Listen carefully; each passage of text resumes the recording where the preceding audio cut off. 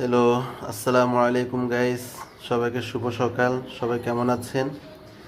আজকে আমি আপনাদের সাথে শেয়ার করতে যাচ্ছি। দেখেন, এগুলো হচ্ছে আলু। এগুলা আজকে হচ্ছে কালকে রাত্রে নীলফামারী থেকে আমার জন্য আসছিল। ছোট ছোট লাল লাল আলুগুলো অরিজিনাল হচ্ছে ওইগুলো চাষ ওইদিকেও হয়, তো ওদের আমার এক কাছের মানুষ আমার জন্য পাঠাইছে নীলফামারী থেকে এগুলো। আর এখানে হচ্ছে ওদের আহ, মানে গাছের কি বলে এটাকে, কি শাক এটা? ও লাউ শাক। আর এটা হচ্ছে আমার নীলফামারীর একটা ঐতিহ্যবাহী শাক, যেটা আমার খুব প্রিয় এবং হচ্ছে আমি খুব ভালোবাসি। নাপা শাক, এটা হচ্ছে নাপা শাক। এই নাপা শাকটা আমার খুব প্রিয়, খেতে খুব ভালোবাসি। এটা হলো নাপা শাক।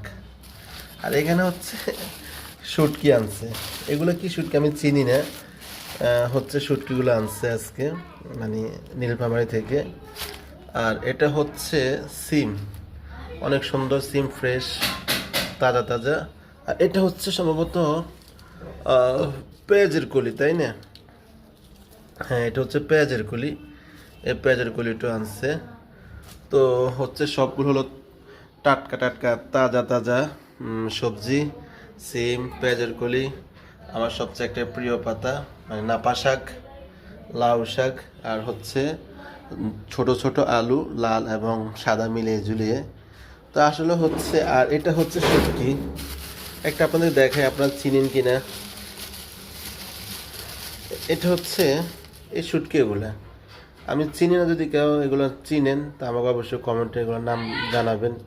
এগুলা কি শুটকি হতে পারে, ঠিক আছে?